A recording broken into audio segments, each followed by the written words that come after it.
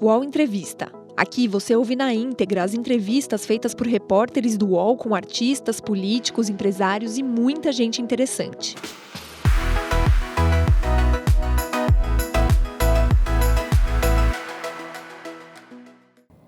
Olá, eu sou Luciana Amaral e seja muito bem-vindo a mais uma edição de entrevistas no estúdio UOL e Folha.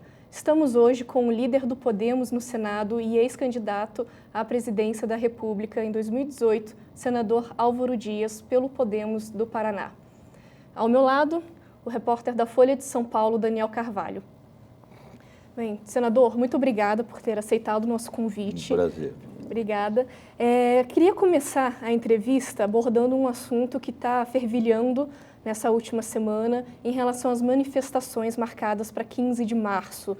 A gente vê que nas redes sociais tem muita gente contra o Congresso, inclusive pedidos de fechamento do Congresso e do Supremo Tribunal Federal. O próprio presidente Bolsonaro repassou vídeos, que estimulam a participação da população nos protestos. Qual a sua opinião sobre tudo isso? Como o senhor avalia essa convocação? É um desserviço à democracia. Veja que, desde o início do atual governo, há uma estratégia deliberada de transferir responsabilidade por tudo de ruim que ocorre ao Congresso Nacional. É evidente que, às vezes, o Congresso dá motivos para isso, mas há um exagero nessa estratégia, como houve recentemente com a transferência da responsabilidade pelo preço do combustível aos governadores. Então, é uma estratégia desonesta. Na verdade, quando você pretende atacar o Congresso, você está ferindo de morte a democracia. Eu concordo, eu sou crítico do Congresso, crítico em relação ao comportamento de lideranças do Congresso, exponho as minhas críticas, mas eu entendo que, se é possível criticar, denunciar, julgar e condenar parlamentares, nós não podemos condenar a instituição. Nós somos passageiros, transeuntes, circunstanciais, episódicos, substituíveis. O Congresso, o Parlamento, é permanente, é definitivo, é insubstituível, é essencial ao Estado de Direito. Se nós queremos democracia, temos que preservar a instituição Congresso Nacional.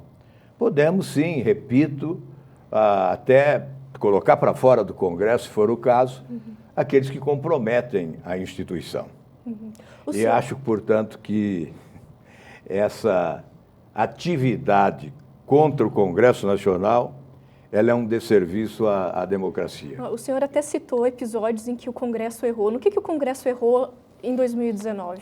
Bom, em relação a questões que dizem respeito ao avanço no combate à corrupção. Veja, foro privilegiado. O projeto está parado na Câmara dos Deputados. Ele chegou à Câmara em junho de 2017. Nesse ambiente de Operação Lava Jato, diante da prioridade nacional, que é o combate à corrupção, quase todos os candidatos na campanha eleitoral priorizaram o combate à corrupção, assumiram compromisso. Eu próprio dizia, olha, vamos institucionalizar a Operação Lava Jato como uma política de combate à corrupção permanente, uma política de Estado permanente. No entanto, nós assistimos retrocessos, principalmente da parte do Executivo e do Legislativo. Aliás, os três poderes, Judiciário, via Supremo, Congresso Nacional e Executivo. Eu poderia enumerar os deploráveis retrocessos, a redução de prerrogativas no combate à corrupção, a fragilização dos instrumentos de combate à corrupção, COAF, Receita Federal, próprio Ministério Público e Polícia Federal.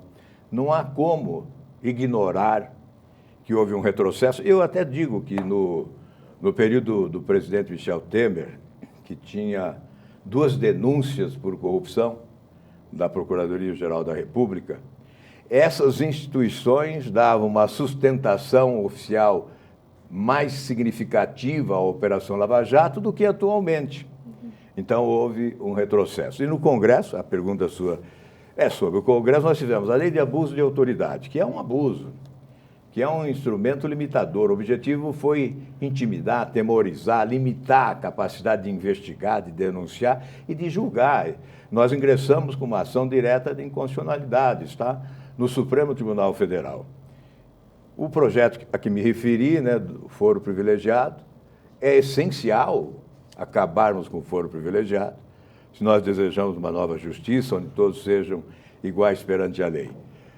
O grande retrocesso e o maior golpe à Operação Lava Jato foi a eliminação da possibilidade de prender em segunda instância. Isso, Supremo Tribunal Federal, 6-5, não é?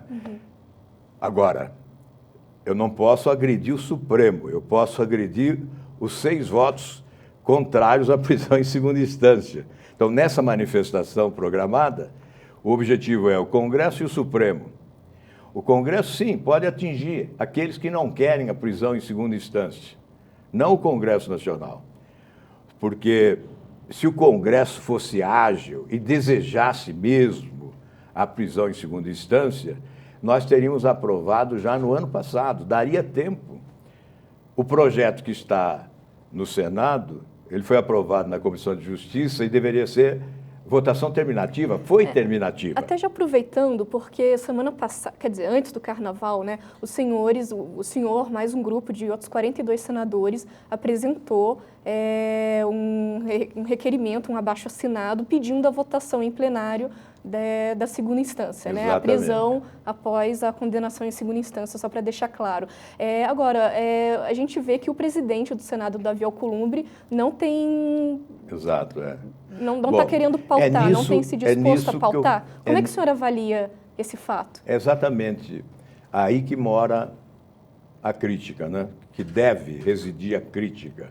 É nesse ponto que eu critico os parlamentares que, lamentavelmente, condenam a imagem do próprio Congresso, né? Conspiram contra o Congresso, contaminam o Congresso e colocam mal o Congresso diante da população. Esse projeto do Senado já deveria estar na Câmara, porque a votação era terminativa na Comissão de Justiça. E o que ocorreu? O líder do governo, foi o líder do governo, portanto, o governo nisso, não é? Porque não há como você distinguir, separar o líder do governo. Ele é líder do governo e toma a iniciativa de levar o projeto ao plenário para não ser votado, porque o próprio presidente Davi diz que antes de 15 de abril ele não coloca em votação, que tem um compromisso com a Câmara dos Deputados. Isso é que pega mal, não é? Então, esse retrocesso, a prisão em segunda instância é essencial. Aliás, onde no mundo não se prende em primeira ou segunda instância, não é? Só o Brasil está certo? O mundo está errado e o Brasil está certo? É por isso que temos turistas internacionais hoje, usando o dinheiro do contribuinte, ex-presidentes condenados, que viajam pelo mundo com o dinheiro do contribuinte, já que não há o risco da prisão em segunda instância.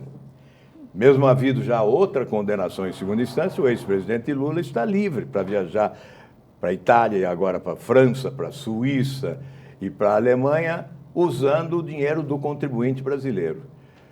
Onde no mundo alguém condenado pode fazer turismo com o dinheiro da população?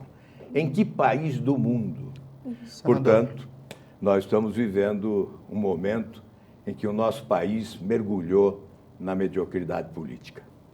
Senador, dentro dessas críticas que o senhor está fazendo a alguns integrantes do Congresso, não ao Congresso como um todo, cabe em algum grau concordar com a crítica que fez, ou com a acusação que fez o ministro-chefe do GSI, o general Heleno, de que há chantagem do Congresso em relação ao governo? Do Congresso não há, porque o Congresso é constituído por 81 senadores e 513 deputados, né?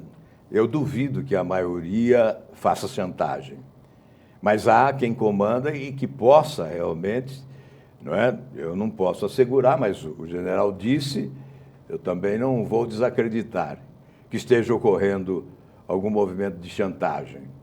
Mas se há chantagem, há adesão a ela.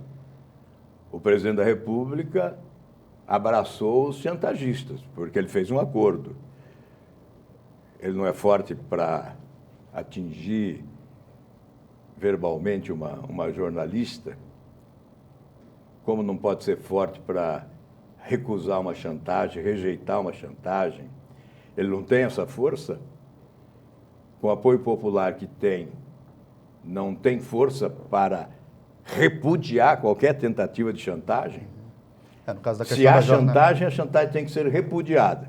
Ninguém pode ser tigrão com os mais fracos e tchutchuca, né, com os que comandam. E, aliás, é preciso dizer que quem comanda o Congresso? Quem escolheu os que comandam o Congresso? O presidente da República apoiou Davi para a presidência do Senado, apoiou Rodrigo Maia para a presidência da Câmara, indicou seus líderes, o líder Fernando Bezerra no Senado, Eduardo Gomes no Congresso e o líder da Câmara. São eles que negociaram esse acordo do orçamento, né, dos 30 bilhões, que levou o general Heleno a afirmar que há chantagem, que há chantagistas. Então, os chantagistas seriam os escolhidos do presidente? É preciso que isso fique claro. Só para pontuar uma coisa em relação à jornalista que o senhor citou, não foi nenhuma questão de demonstração de força, foi uma questão de falta de respeito, né? Exato. E aí eu queria perguntar ao senhor se, diante desses ataques todos, à imprensa, ao Congresso, ao Supremo Tribunal Federal, o senhor acredita que a democracia está em risco no Brasil?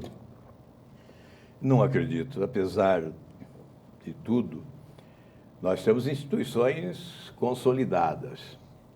E a maioria da população brasileira não admitiria esse retrocesso. Eu imagino que não há força capaz de promover um retrocesso institucional dessa natureza.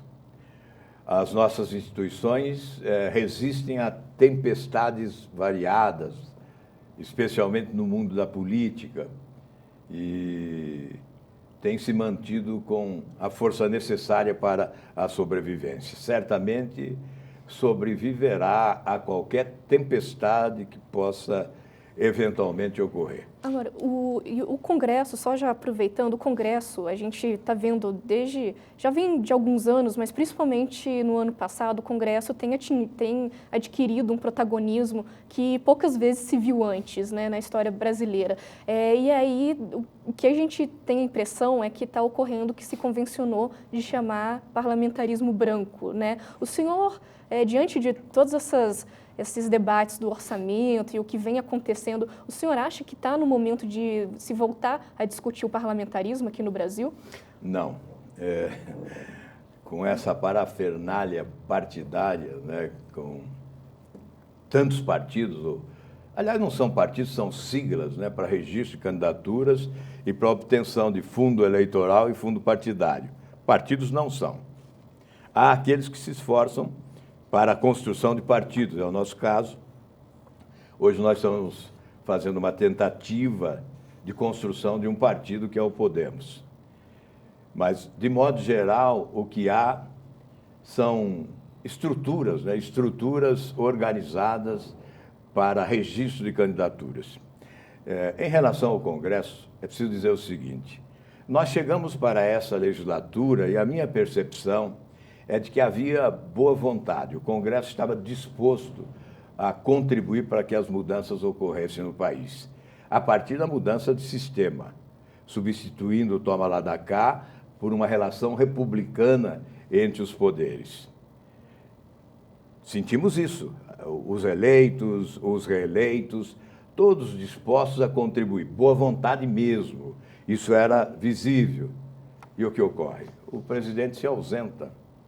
O presidente não tem aptidão para a articulação política, se afastou e dizia, isso é problema do Congresso, reforma da Previdência, problema do Congresso. Uhum. E o que ocorreu? Com esse vazio, com esse vácuo, o Centrão entre aspas, centrão, né, cresceu e restabeleceu o toma lá da cá com muita força. No ano passado, nós tivemos talvez o maior toma lá da cá da nossa história. Foram 3 bilhões e 800 milhões de reais repassados, recursos extras, né, repassados a parlamentares a pretexto do apoio à reforma da Previdência. Isto não é parlamentarismo, é uma relação promíscua que se restabelece, existente antes e restabelecida agora. A questão do orçamento. Nós não estamos discutindo o orçamento impositivo, ele já foi discutido. Já houve deliberação sobre o orçamento impositivo. Há muito tempo se discute, eu me lembro do Antônio Carlos Magalhães, ainda vivo, defensor do orçamento impositivo. Por quê? Porque o orçamento é uma peça de ficção, tem sido uma peça de ficção. O governo elabora, o executivo elabora, bem ou mal elabora, muitas vezes não articula para que se estabeleça uma convergência executivo-legislativo para entrega ao país de um orçamento competente, mas gera-se uma falsa expectativa, porque o orçamento é peça de ficção, e ele não é implementado, não há aplicação dos recursos, há o contingenciamento, a pretexto do superávit primário. Agora acho que já fazem 5 ou 6 anos que temos déficit, mas o contingenciamento se dá para pagar juros da dívida pública. Portanto, na verdade, o que se deseja quando se fala em orçamento impositivo é a realidade da administração pública, é a eliminação da falsidade, da mistificação, da encenação orçamentária, não é? Então, orçamento impositivo é aplicar o que está consignado. E não é alocar recursos para o parlamentar distribuir aleatoriamente, sem critério. Então, está havendo uma confusão nesse debate. Eu, particularmente, não estou discutindo o orçamento impositivo. Eu estou discutindo esse modelo que querem agora idealizar, com a transferência de 30 bilhões para, sem critério de prioridades, o relator do orçamento distribuir entre seus pares preferidos, certamente assegurando reeleições futuras. E o dinheiro vai para o espaço. Não há uma aplicação correta do dinheiro do contribuinte. E eu até me surpreendi quando vi na televisão o ministro Guedes dizendo: não, 15 bilhões não é muito. Não é muito. Minimizando o fato. Como? 2 bilhões de fundo eleitoral para a campanha eleitoral em todo o país, de prefeitos e vereadores. Causou revolta, por ser muito. 15 bilhões não é muito. É mais do que o orçamento do Ministério da Justiça e Segurança Pública. Segurança não é importante? Justiça não é importante? Como não é muito? Mas não é nem essa a questão. Muito ou pouco é correto? É aplicar bem o dinheiro do contribuinte? É esta a questão. Por isso nós estamos brigando desde o início a favor do veto do presidente da República. E nos surpreendemos com o fato do governo ceder, do governo fazer acordo. Eu nunca vi o presidente da República, pelo menos na nossa história contemporânea, eu não conheço nenhum caso semelhante de que o presidente da República faz acordo para derrubar o próprio veto. Isso é inusitado. É a primeira vez que eu vejo isso. Diante de tudo isso que o senhor já falou aqui, da manutenção do toma lá da cá, daquilo que o senhor chamou de estratégia desonesta da parte do governo, de todas as trapalhadas, declarações polêmicas do governo, o senhor acha que é prejudicial para o ministro Sérgio Moro, nome que o senhor defende há muitos anos, a permanência dele no governo, ele pode acabar se contaminando a imagem dele por permanecer no governo? Olha, o ministro Sérgio Moro tem vencido as tempestades do governo porque adquiriu um patrimônio que eu considero inesgotável. O Intercept não conseguiu desidratar a popularidade do ministro. As trapalhadas do presidente também não. Ele foi desautorizado várias vezes, mas ele mantém alta popularidade. Portanto, eu creio que está demonstrando uma capacidade de sobrevivência incrível. Muito mais em função do patrimônio adquirido como juiz do que um eventual patrimônio recentemente adquirido como ministro. Agora, ele está tendo liberdade de trabalhar como quer? Não. O que o senhor avalia? O que nós vimos é que não. Dá um exemplo, logo no início, ele quis o COAF no Ministério da Justiça, aparelhou o COAF, não é? Instrumentalizou convenientemente, nomeou o coordenador do COAF e logo a seguir foi desautorizado, o coordenador foi demitido, o COAF foi transferido. Só para citar um exemplo, né? Podemos citar outros. O próprio pacote aprovado pelo Congresso não teve o apoio do presidente da República, ele se recolheu em relação ao pacote, chegou a dizer que era mais importante as questões econômicas, não é? Mas o Congresso aprovou. Mas essa blindagem dele, o senhor acha que dura até o final do governo Bolsonaro? Não tem um risco de ele se prejudicar, de acabar se prejudicando por causa de tudo isso, dessa falta de apoio, dessas atrapalhadas do governo? Na verdade, sempre há um desgaste.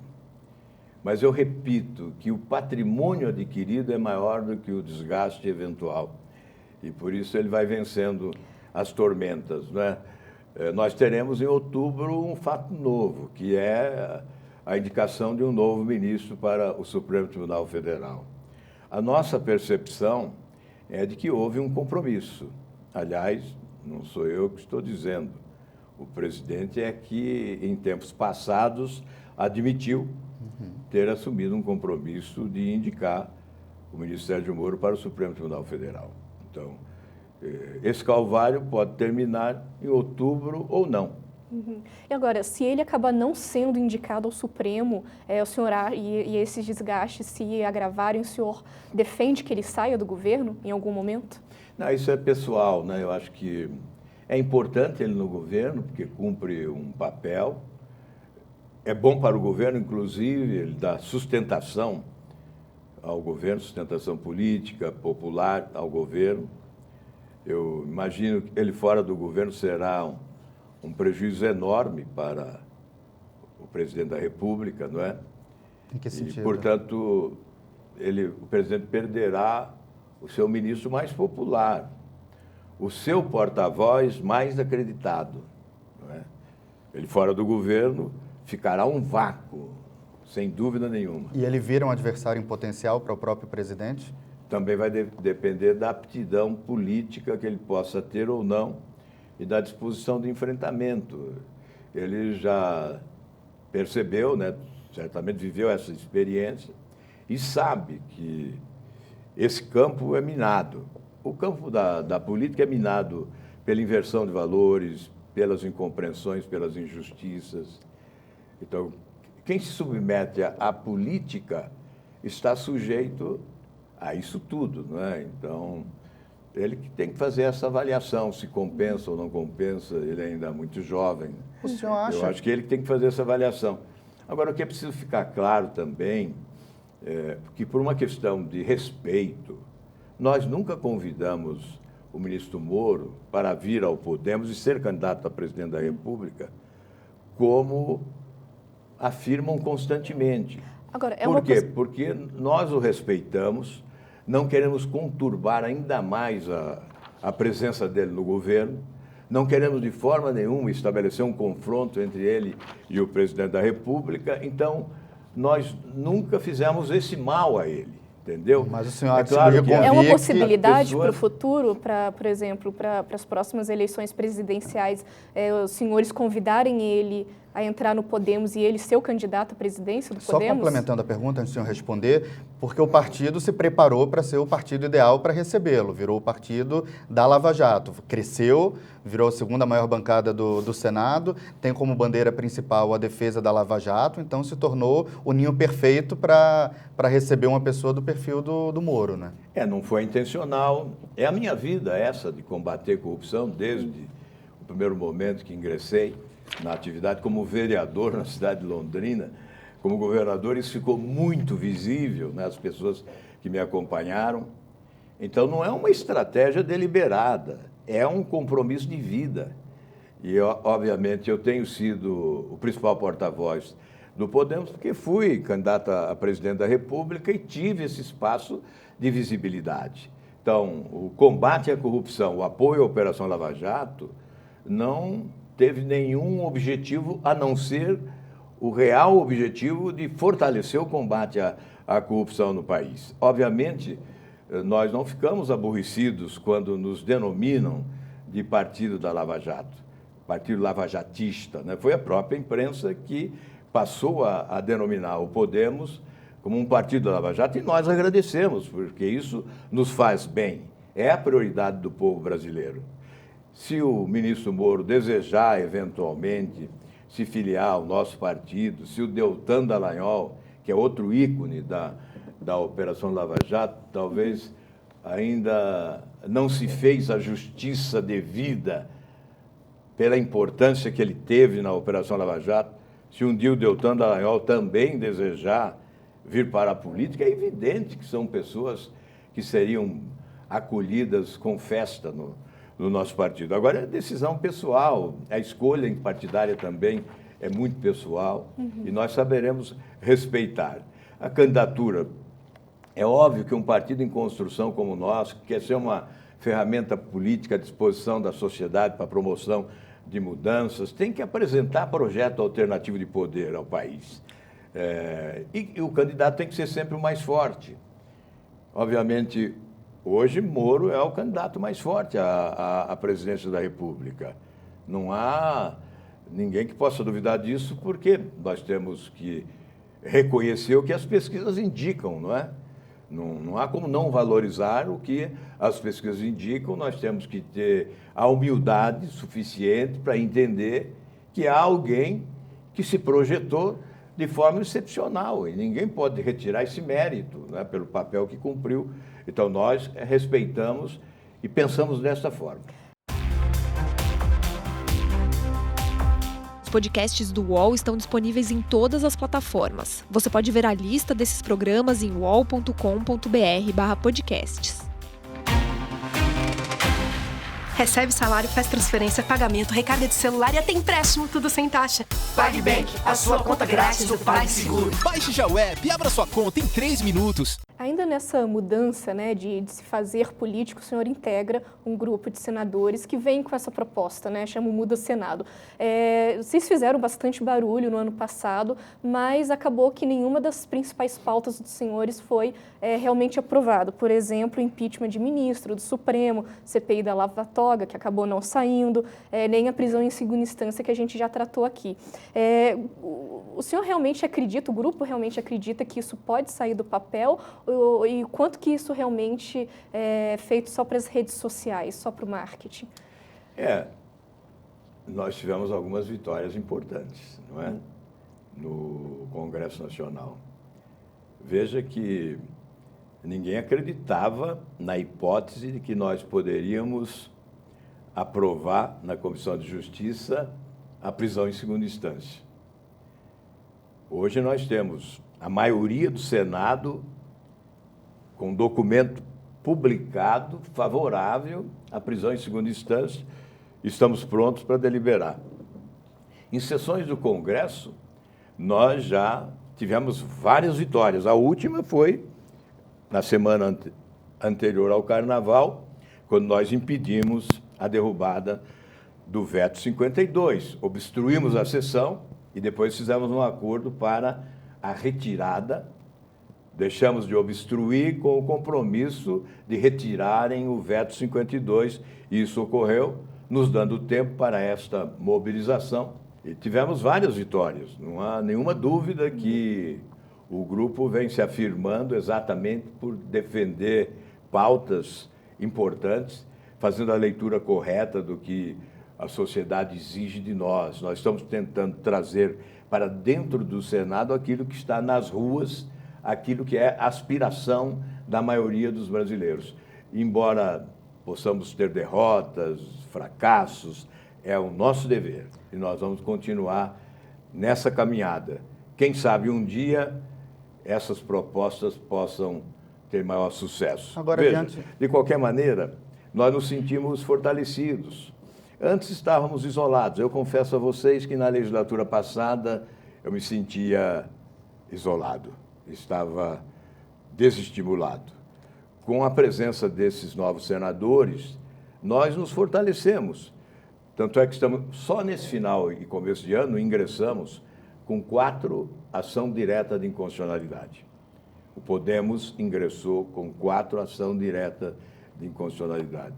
Exatamente porque nós estamos usando todos os instrumentos possíveis para promover avanços que consideramos fundamentais. Entre essas ações protocoladas no Supremo, há a que diz respeito ao fundo eleitoral, abuso de autoridade, juiz de garantias e aquela taxa a ser cobrada pelos bancos do cheque especial de 0,25%. Portanto, são movimentos que estão ocorrendo em razão desse suporte que esse grupo vem oferecendo no Senado. Agora, em todas essas pautas, talvez não na do cheque especial, mas em todas as outras que o senhor falou, mais a CPI da Lava Toga, houve uma discordância do presidente do Senado, Davi Alcolumbre, uma resistência declarada. Ele chegou a falar várias vezes que, por exemplo, não votaria, não colocaria em pauta a CPI da Lava Toga, mas ele chegou à presidência do Senado com a ajuda de muitos dos senhores, inclusive do senhor. Não é? O senhor participou ativamente lá naquele início de 2019 da campanha dele. Existe hoje alguma frustração em relação à figura do Davi? Na verdade, o que ocorreu na eleição do Davi foi exatamente o que ocorreu na eleição de 2018. A população não queria eleger alguém, queria derrotar alguém. Em 2018, a população queria derrotar o PT, e não importava o eleito, foi o que ocorreu. No Senado também aconteceu a mesma coisa. Havia um desejo de derrotar o MDB, que estava comandando historicamente o Senado, não é? Então, esse era o objetivo, derrotar o MDB, e não importava o sucessor. Eu fui candidato até determinado momento, quando fui convencido a renunciar à postulação, porque a minha candidatura poderia dividir e favorecer o candidato do MDB. Isso realmente ocorreria. Então, tendo essa percepção, nós desistimos.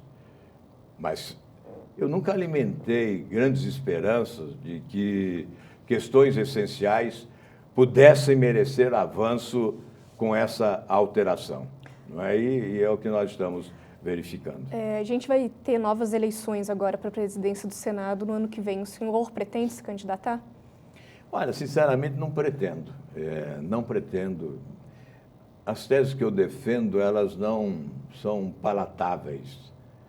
Pelo menos da parte da maioria, não há muita concordância com as teses que eu defendo. Por exemplo, reduzir o número de senadores, deputados federais, estaduais e vereadores. Acabar com verba indenizatória, auxílio moradia. Esse enxugamento todo, né, que diz respeito a uma postura de coerência, porque nós exigimos muito da sociedade e oferecemos pouco, não é? Então, certamente essas teses encontram enorme dificuldade. Obviamente, eu não fugiria à responsabilidade se houver uma convergência, se houver um entendimento, se repentinamente as coisas mudarem e o Senado entender que é preciso realmente uma mudança de postura. Mas não importa o nome, importa a mudança de modelo. Então, nós temos que discutir. Eu acho que, nesse momento, nós temos que buscar ampliar o número de senadores que desejem mudar realmente o comportamento. E depois, no segundo semestre, nós podemos discutir o nome, não é? Pois é, mas existe um grupo de pessoas que o senhor identifica como capazes de representar essa mudança que o senhor defende? Esse grupo que nós integramos aí são pessoas dedicadas a essa causa, né, da mudança. Então, o Grupo Muda Senado tem esse objetivo. Ele não foi bem interpretado de início, não sei se hoje já foi assimilado por muitos senadores, né? Porque nós não quisemos, como alguns disseram, distinguir honestos de desonestos. Não. Nós quisemos apenas uma postura mais afirmativa, né, mais corajosa da instituição, uma defesa da instituição, sim, da sua autonomia, das prerrogativas institucionais do Congresso, mas, sobretudo, avanços no que diz respeito à relação com a sociedade, trazer a população mais próxima da instituição, fazendo a leitura do que deseja a população. Esse é o objetivo desse grupo. Nós não estamos julgando nenhum senador, não é nossa pretensão fazer qualquer tipo de julgamento. Nós queremos convencer a maioria de que, se nós estivermos mais próximos das aspirações da sociedade, nós teremos mais possibilidade de reconquistar o respeito que a instituição perdeu ao longo do tempo. E senador, só ainda nessa questão das eleições, um dos nomes mais fortes ventilados hoje é o da senadora Simone Tebet. Ela é do MDB, mas não é do grupo do Renan Calheiros, né? Inclusive, enfrentou ele dentro da bancada do MDB nas eleições prévias. Mas mesmo assim, ela sendo do MDB e não integrando oficialmente o Muda Senado, mas tendo uma posição mais, digamos, palatável, o senhor aceitaria apoiá-la? Eu, nessa hora, não devo expressar a posição pessoal, né? Integrando um grupo, nós temos que debater o assunto. O que eu sinto é que o grupo deseja um enfrentamento a partir de alguém que já está inserido no grupo, né? Que tem defendido essas pautas todas, não é? E exatamente para não sofrer decepção depois. Então, nada de pessoal, acho que não devo me manifestar em relação a nenhum dos nomes que cogitam a presidente do Senado, isso é legítimo, não é? Mas eu devo respeitar a posição do grupo que eu integro hoje, que é o Muda Senado, e nós temos que debater este assunto. Já debatemos, e no que diz respeito à estratégia, o que nós convencionamos estabelecer é que nós devemos buscar senadores que não integram o grupo, mas que aceitam uma proposta de mudança no Senado, né, de comportamento, de atitude. Então, só discutir isso por enquanto. Nome fica para depois. Senador, depois no segundo semestre. É que nosso tempo está acabando, eu não queria deixar de fazer uma pergunta. No início desse ano, o senhor e outros integrantes do Muda Senado foram ao microfone no plenário para defender a juíza Selma, que foi cassada pela Justiça Eleitoral, defendendo que ela deveria ter condições de se defender até a última instância. Isso não soa como um contrassenso quando dito pelas pessoas que defendem a prisão após condenação em segunda instância? Olha, o juiz Moro prendeu Lula e mais alguns corruptos e se tornou herói nacional. A juíza Selma prendeu o governador, 10 secretários parlamentares poderosos do Mato Grosso e querem tomar o mandato dela. Veja a contradição. Nós entendemos que a juíza Selma é vítima de uma vingança sem precedentes. Mas ela foi cassada pelo TSE por abuso de poder. E que precisa ver que TRE é esse, não é? Não, o TSE. E o TSE confirmou. Agora Sim. precisa ver por quê. Eu acompanhei. O voto do ministro Fachin é simplesmente genial. Ele, fato por fato, fato ocorrido, posição do relator e a posição dele. Um voto didático que desmonta todos os argumentos. Se há razões para a cassação do mandato da juíza Selma, é preciso cassar todos os políticos, porque ela é cassada por um suposto caixa 2 em pré-campanha. Pré-campanha não tem caixa 1. Idealizar o caixa 2, quando não há caixa 1. Bem, detalhe, não é hora. O que é essencial agora é dizer, ela é vítima de uma vingança inominável, porque prendeu gente poderosa no Mato Grosso. Mas, senador, até aí tem gente também que diz que o ex-presidente Lula foi alvo de um julgamento político por parte do juiz Sérgio Moro, né, colocando na comparação que o senhor fez agora há pouco. Como é que você vai fazer essa distinção de, olha, para alguns casos vale esperar até o final e para outros condena após segunda instância? Olha, eu talvez seja a pessoa menos indicada para você fazer essa pergunta, porque eu participei de todas as CPIs e eu conheço o papel do presidente Lula.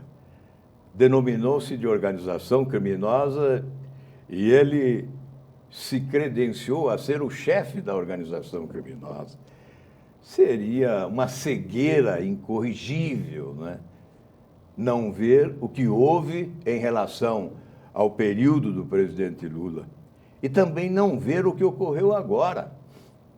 A juíza Selma tem uma trajetória na justiça de limpidez, de dignidade, de decência absoluta.